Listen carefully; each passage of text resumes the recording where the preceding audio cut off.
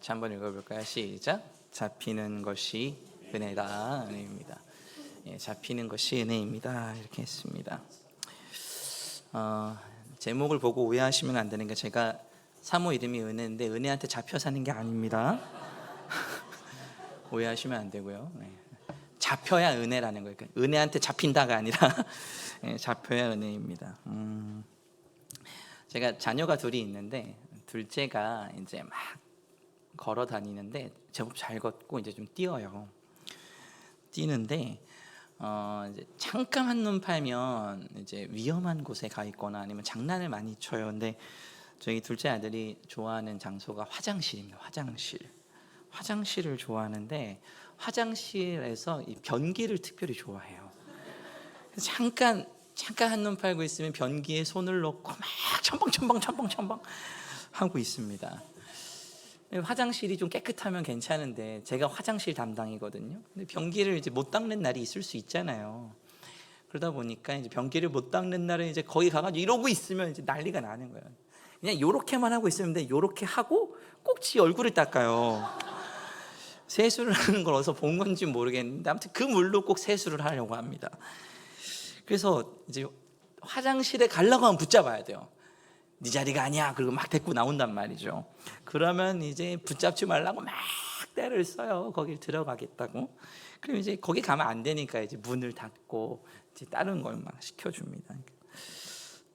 아이들을 키우다 보면 위험한 상황이 오게 되고, 또 위험한 상황이 오면 아이들을 만지고 붙잡아야 되는 상황이 오죠. 또 혹시 여기에 계신 분들 중에 가출을 경험하신 분들이 있을지 모르겠어요. 제가 청소년 사역을 오래도록 하다 보니까 이 청소년 애들을 자주 접할 기회가 있게 되는데, 하루는 이제 새벽 3시쯤 됐는데 전화가 왔어요. 그러니까 가출한 아이들의 제일 문제는 뭐냐면, 지들이 깨어있는 시간에 전화 받는 당사자도 깨어있을 거라고 생각하는 착각을 한다는 거죠. 새벽 3시쯤 전화가 왔어요. 전화를 받았는데 교회 학생이에요. 그래서 무슨 일이니, 큰일이 난 줄 알고 전화를 받았는데 배고프다고 밥을 사달라는 거예요. 근데 제가 그날 결혼기념일이었거든요.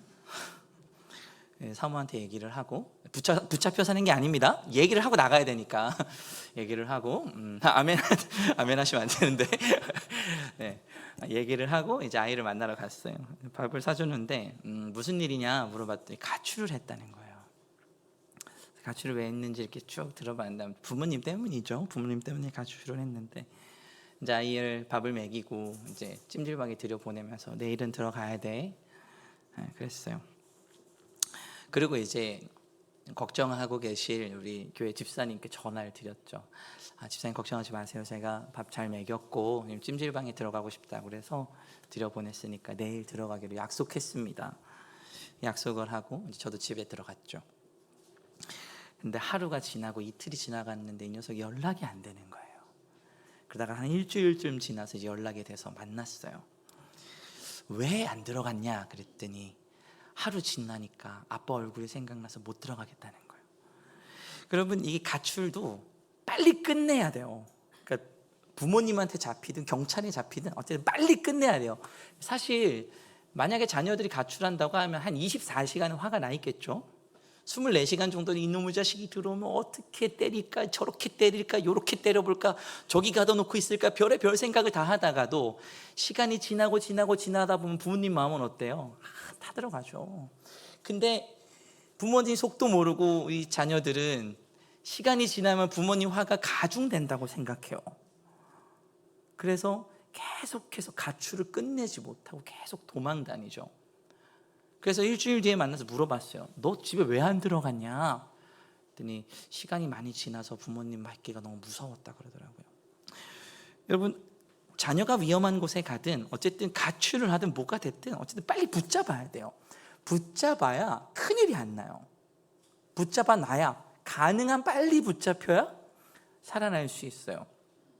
여러분, 가장 최근에 유명했던 드라마 중 DP라는 드라마가 있어요. 이게 탈영병 잡는 드라마거든요. 이 탈영병들도 오랜 시간 동안 안 잡히면 위험한 거예요. 용용 죽겠지, 그거 잘 도망 다닌다고 좋은 게 아닙니다. 빨리 잡혀야 은혜예요. 그런데 오늘 말씀에도 하나님이 붙잡지 않고 놔두신 사람들이 있어요. 오늘 그게 오늘 본문에 등장하는데, 우리 오늘 본문 1장 24절 다 같이 한번 읽어볼까요? 다 같이 읽습니다. 시작. 그러므로 하나님께서 그들을 마음의 정욕대로 더러움에 내버려 두사 그들의 몸을 서로 26절도 읽어볼까요? 26절. 이 때문에 하나님께서 그들을 부끄러운 욕심에 내버려 두셨으니 곧 그들의 여자들도 순리대로 쓸 것을 바꾸어 영리로 쓰며. 28절입니다. 또한 그들이 마음에 하나님 두기를 싫어하매 하나님께서 그들을 그 상실한 마음대로 내버려 두사 합당하지. 아멘. 여러분, 내버려 둔다라는 말이 무슨 뜻일까요? 내버려 둔다, 방치한다는 뜻일까요? 이게 포기한다는 뜻인데, 사실은 이 개념이 사도 바울을 통해서 하나님께서 이 로마서를 기록하게 하실 때 사도 바울이 이 개념을 구약의 성경에서 차용해 온 개념이에요. 내버려 두다라는 게. 그래서 사실 이 내버려 둔다라는 말을 조금 더 잘 이해하려면 구약의 말씀을 좀 살펴봐야 하는데요. 우리 레위기 26장 25절 다 같이 한번 읽어볼까요? 시작. 내가 칼을 너희에게로 가져다가 언약을 어긴 원수를 갚을 것이며 너희가 성읍에 모일지라도 너희 중에 연병을 보내고 너희를 대적의 손에 넘길 것이며. 자, 사사기 2장 14절 읽어볼까요? 여호와께서 이스라엘에게 진노하사 노력하는 자의 손에 넘겨주사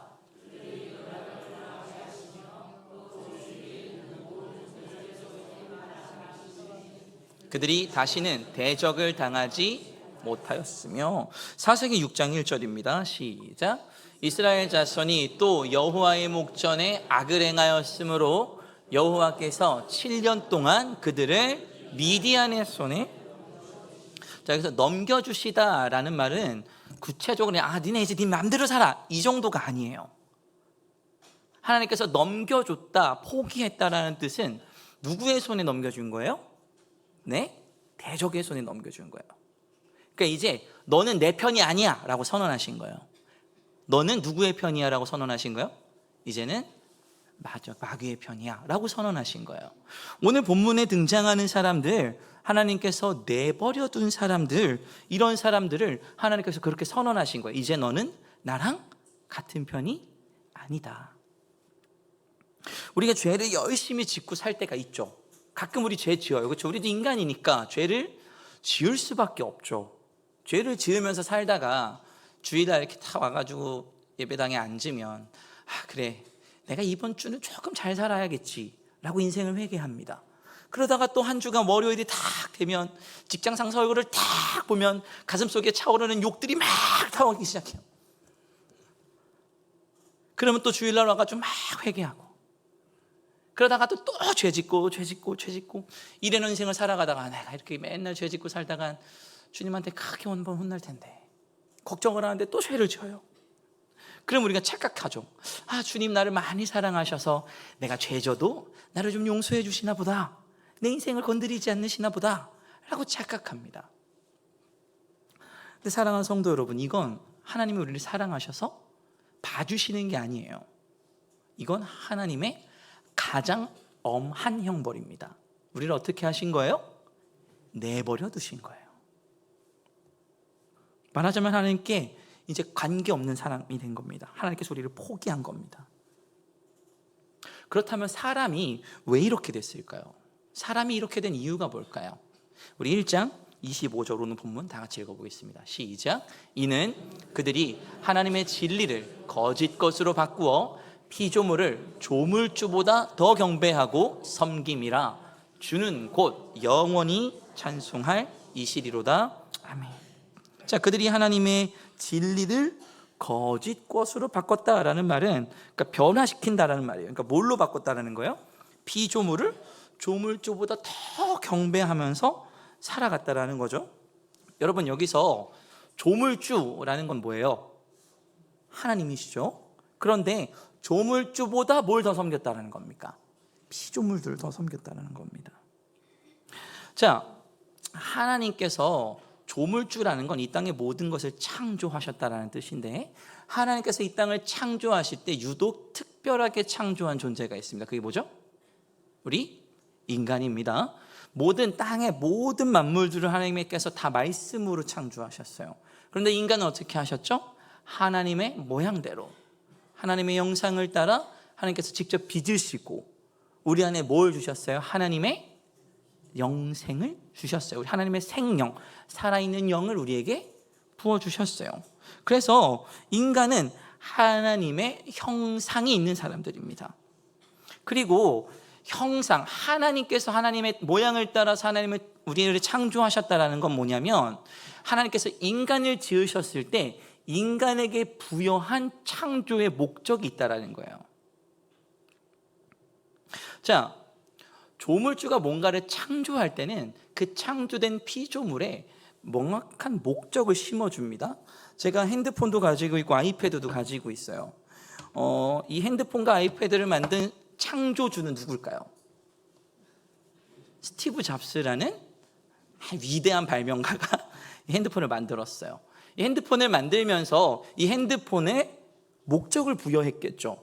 전화를 할 수 있고 카카오톡을 할 수 있고 피자도 주문할 수 있고 배달 음식도 주문할 수 있게 이 핸드폰에 목적을 부여했어요. 그러면 부여된 목적대로 살아가는 게 이 핸드폰에게 영광일까요? 아닐까요? 이 핸드폰에겐 영광일 거예요. 그런데 만약에 제가 이 핸드폰을 처음 봤어요. 근데 네모 반듯하고 약간 딱딱한 게 망치질하면 좋을 것 같아요. 그래서 제가 이걸 가지고 망치질을 막 했어요. 그럼 이 핸드폰은 창조된 목적에 맞게 쓰임받은 건가요? 아니죠. 잘못 쓰여진 거예요. 그럼 이 핸드폰은 결국 그 인생이 어떻게 될까요? 부서지게 되겠죠. 여러분, 우리가 하나님께서 우리 인간을 창조하셨다는 건 뭐냐면, 우리 인간에게 하나님께서 부여한 창조의 목적이 있다라는 겁니다. 그런데 문제는 뭐예요? 우리가 창조에 부여된 목적대로 살아가기를 거부했습니다. 그래서 이제는 하나님의 뜻대로 내 인생을 경영하는 것이 아니라 내 뜻대로 내가 내 삶의 목적을 정하면서 살려고 했어요. 그게 뭐냐면 피조물을 조물주보다 더 섬겼다는 뜻이에요. 내가 이제는 하나님의 뜻대로 살아가기로 결심하지 않고 이제는 내 뜻대로 내 마음대로 살아갈 것이다. 그리고 내게 필요한 신을 내가 섬길 것이다 라고 말하면서 뭘 숭배하기 시작해요? 우상을 숭배하기 시작해요. 그러면서 우상한테 이것저것 구하죠. 돈을 달라고 하고 명예를 달라고 하고 건강을 달라고 빌어요. 빌고 또 빌다가 이 우상이 좀 마음에 안 들면 갈아치워 버립니다. 그런데 이 모든 것의 근원에는 결국 뭐가 전제되어 있어요? 내 삶의 주인이 내가 되어 살겠다라고 하는 인간의 욕심이 근원이 되어 있다는 겁니다. 그러면서 하나님, 나를 창조하신 이 조물주보다 더 필요한 것들을 따라 섬기기 시작했어요. 부를 달라, 건강을 달라, 이렇게 다 자기중심적인 고백을 하면서 살아가는 모습들이 지금 우리에게 있다는 거죠. 그래서 하나님께서 그 마땅한 대가로 이제는 너랑 나랑 관계없어 라고 하시면서 어떻게 하셨어요? 우리를 그 마음대로 내어버려 두셨어요.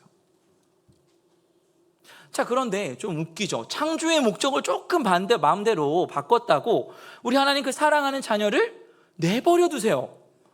이거 아버지로서 좀 자격 부정 아닌가요?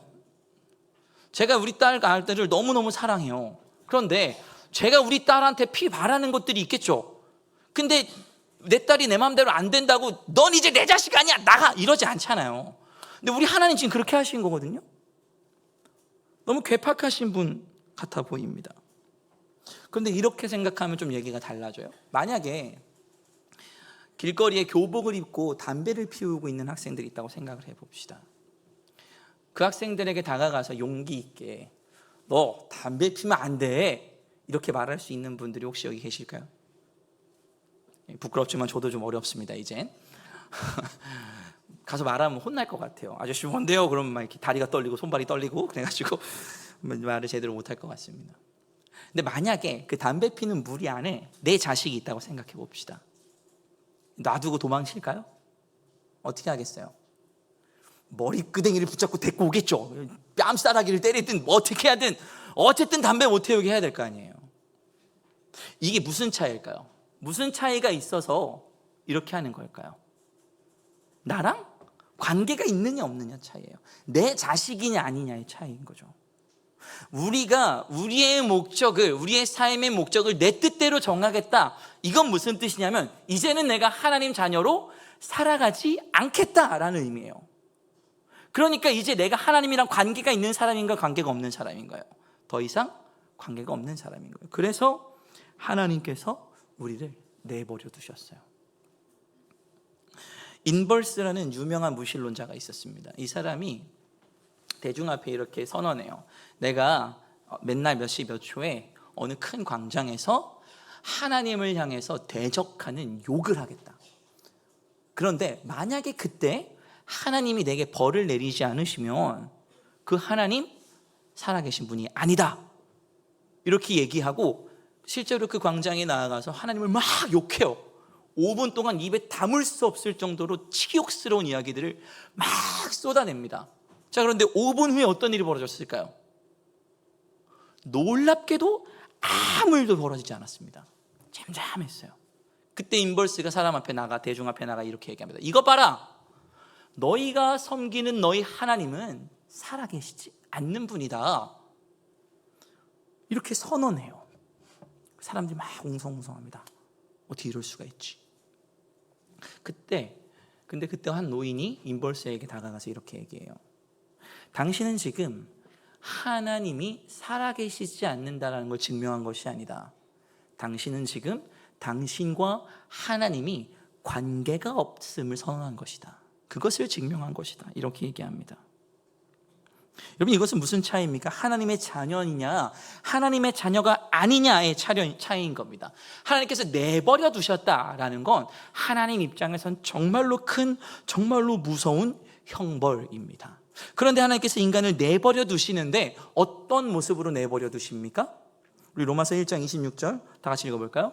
시작. 이 때문에 하나님께서 그들을 부끄러운 욕심에 내버려 두셨으니 곧 그들의 여자들도, 자, 하나님께서 어떤 모습으로 내버려 두셨어요? 여자들이 순리대로 쓸 것을 어떻게 하는데요?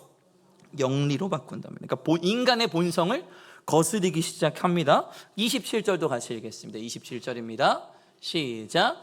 그와 같이 남자들도 순리대로 여자 쓰기를 버리고 서로 향하여 음욕이 부릴 듯하며 남자가 남자와 더불어 부끄러운 일을 행하여 그들의 그릇 때문에 상당한 보응을 그들 자신이 받았느니라. 자, 하나님께서 사도 바울을 통하여 로마서를 기록하게 하시고 로마서의 편지를 쓰게 하십니다. 그러면서 인간이 죄를 지었고 죄가 인간에게 들어왔다, 인간이 이제 하나님과 관계가 없어져서 하나님이 인간을 내버려 두셨다라고 하면서 내버려 두신 첫 머리에 하나님께서 어떤 얘기를 하셨어요?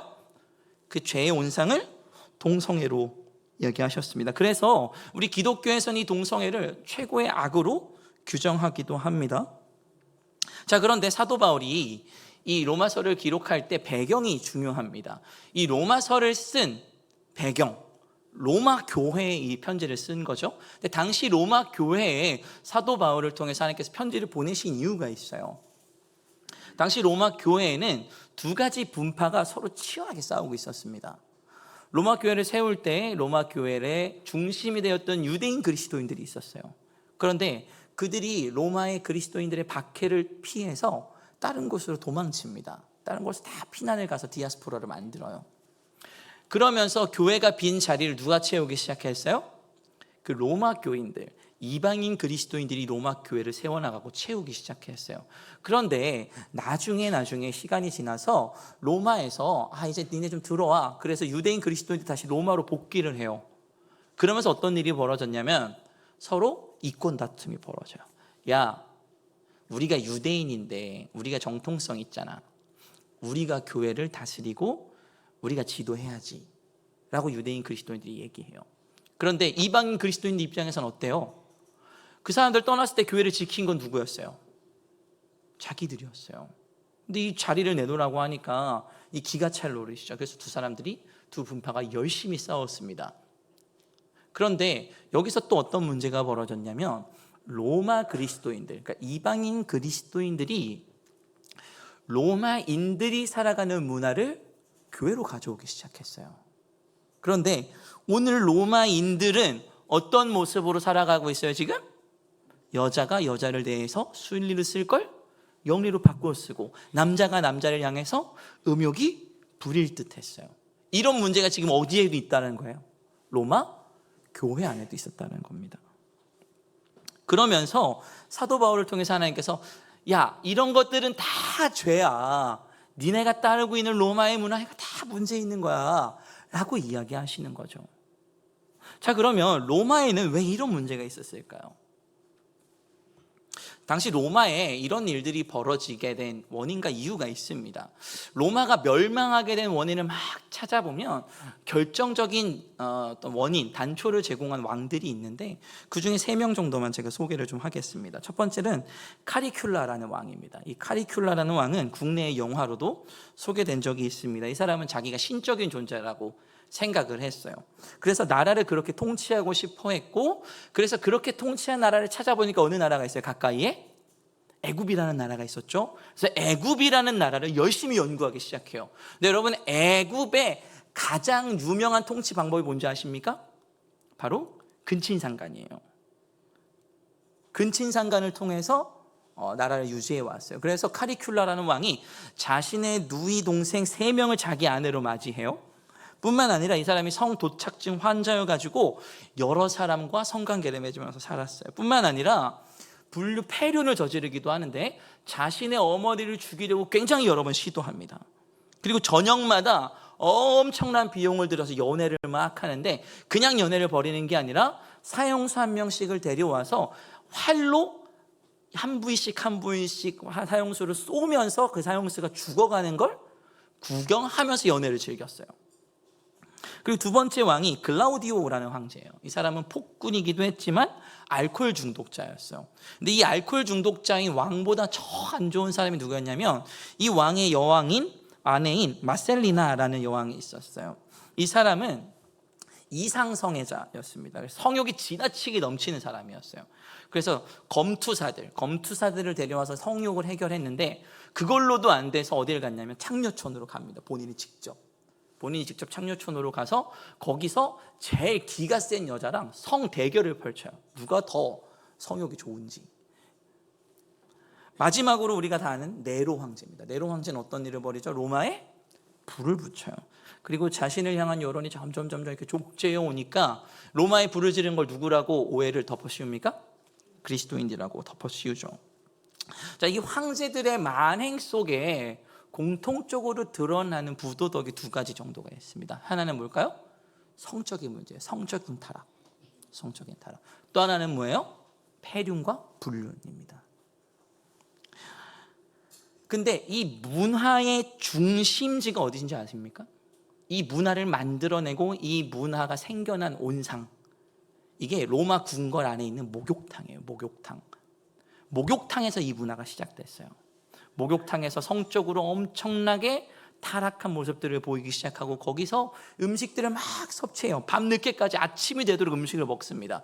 근데 사람이 밤부터 아침까지 계속 음식을 먹으면 배가 부를까요? 안 부를까요? 부르겠죠. 근데 배부르면 다른 음식을 먹을 수 있을까요? 없을까요? 먹을 수가 없으니까 목욕탕 한 구석에 이상한 홀을 만들고 거기에 새 깃털을 갖다 놓고 자신의 목을 간질러서 그걸 토하고 또 먹습니다. 아침이 돼서.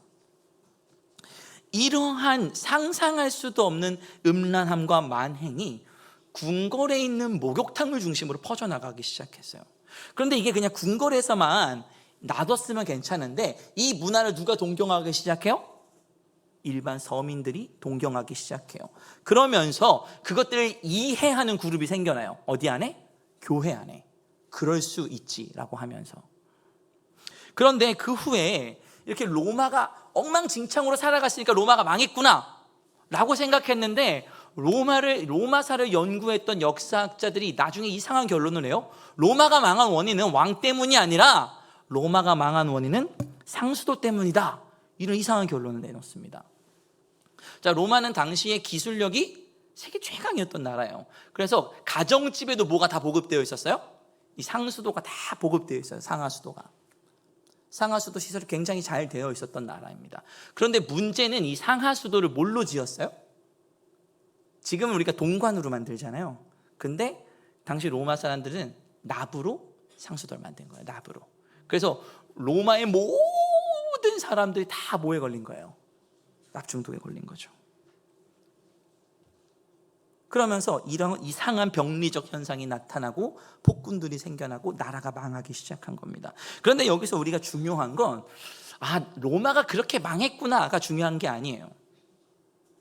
하나님께서 인간을 내버려 두기 시작하니까 인간이 어디까지 몰락할 수 있는가를 오늘 말씀을 통해서 우리가 확인할 수 있는 겁니다. 그리고 한 국가의 몰락의 모습을 통해서 하나님이 인간을 내버려 두시니까 인간이 저렇게까지 타락할 수 있구나라는 걸 우리가 확인할 수 있는 겁니다.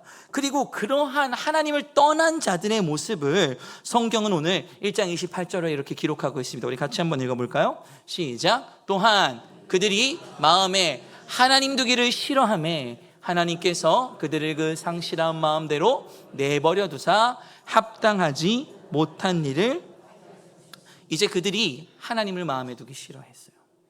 그리고 나서 이제 나타난 결과가 29절에 나오는데 같이 읽어볼까요?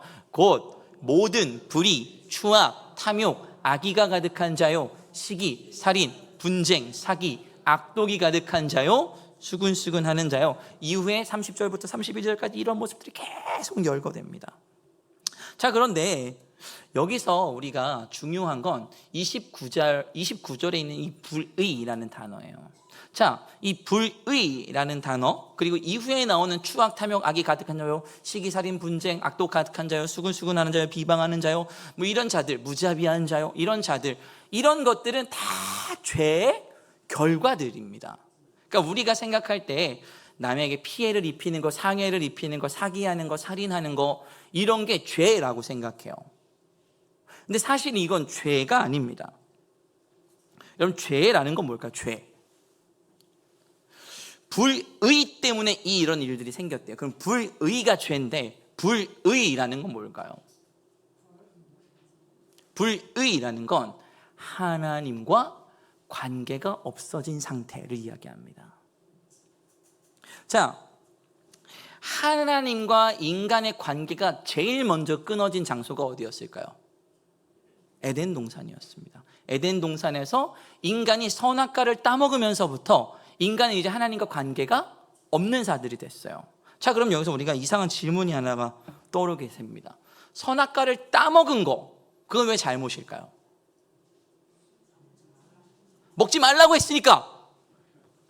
내가 그거 먹으면 죽는다 그랬지. 너 죽였어. 이렇게 하나님 죽이신 건가요?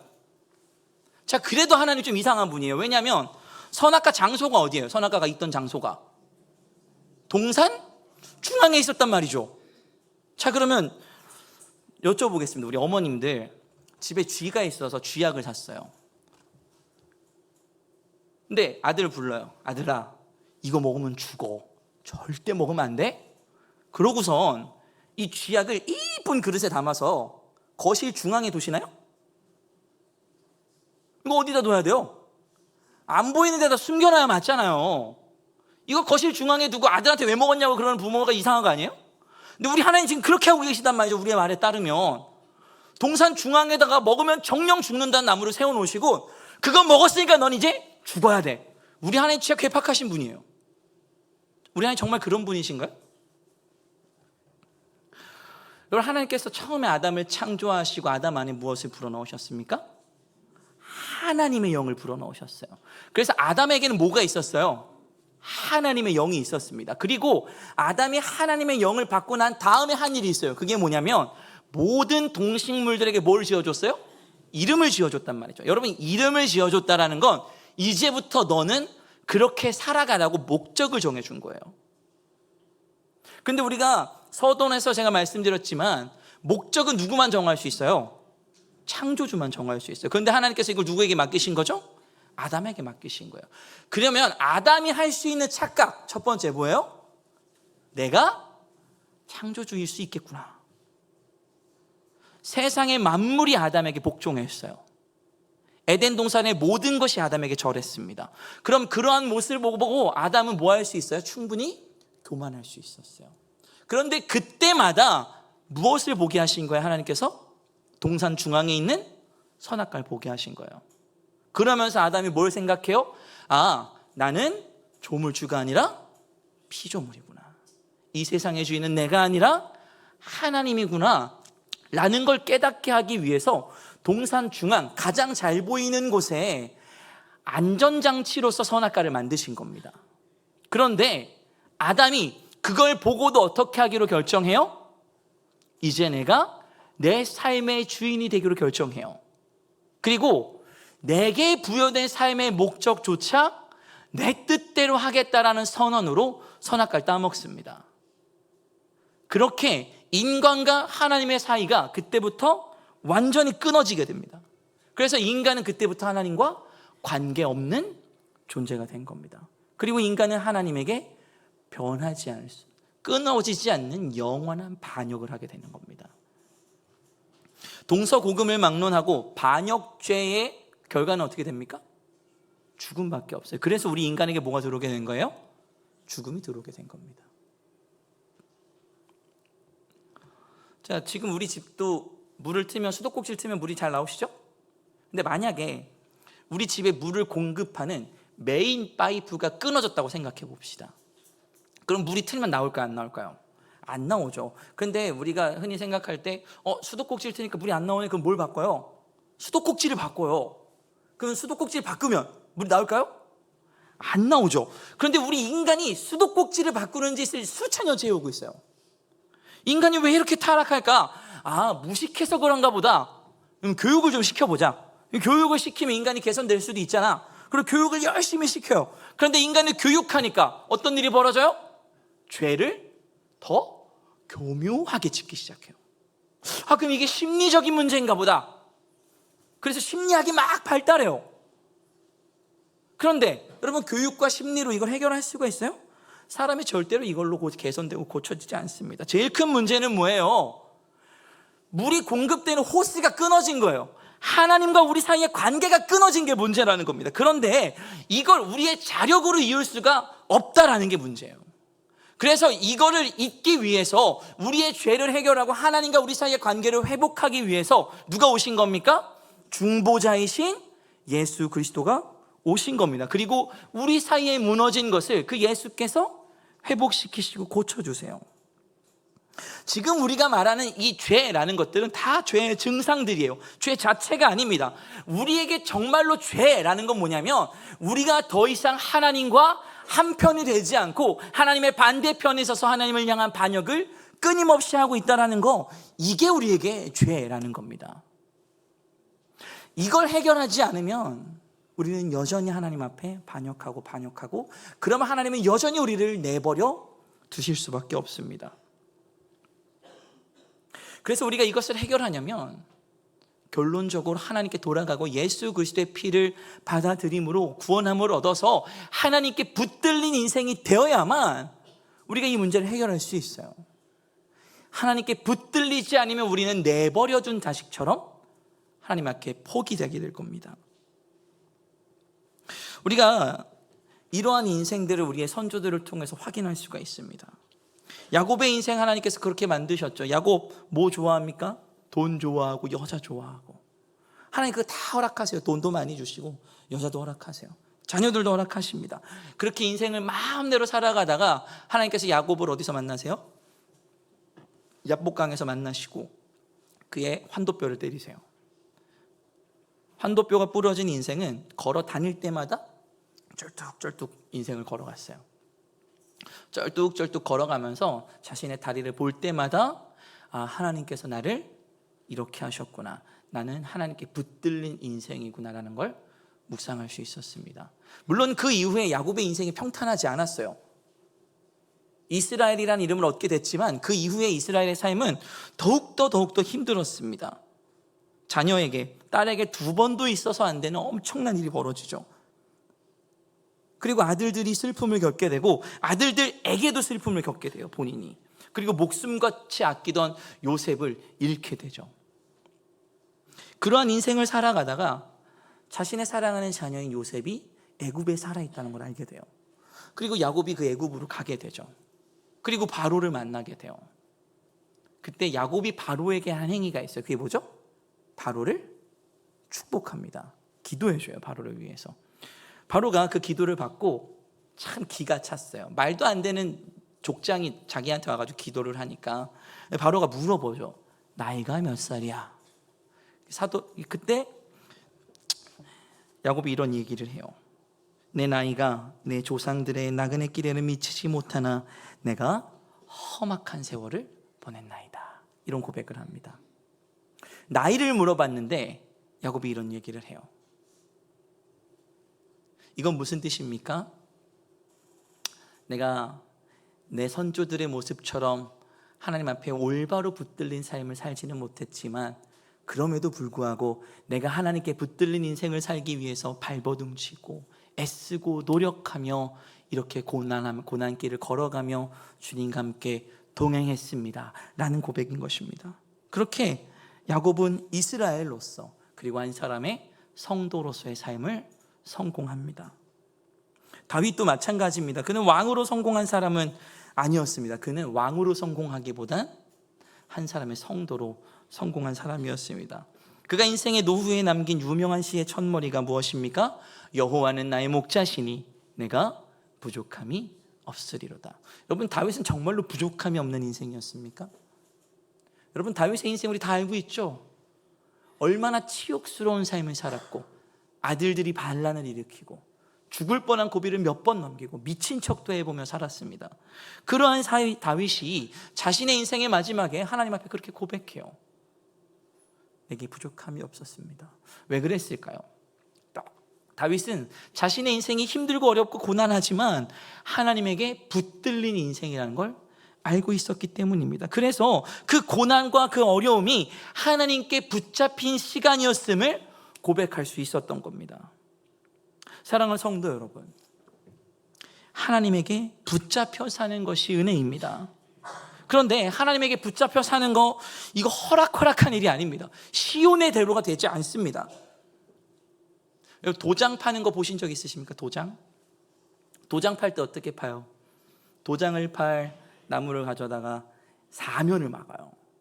그리고 이 나무가 움직이지 못하게 꽉 고정합니다. 그리고 나서 뭐 해요? 나무에게 이름을 새기기 시작해요. 그러면 나무 입장에서 이름이 새겨진다라는 거, 이거 고통스러운 일 아닐까요? 하나님께서 우리의 인생을 붙잡으길 원하시는데 붙잡을 뿐만 아니라 하나님께서 우리에게 뭘 새겨 넣으길 원하세요? 하나님의 이름을 새겨 넣길 원하십니다.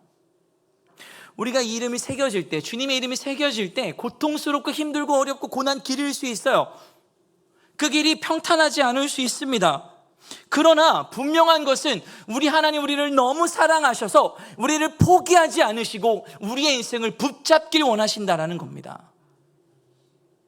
우리 하나님께서 우리의 인생을 붙잡으실 때 하나님께 붙잡힌 인생이 되시기를 축복합니다.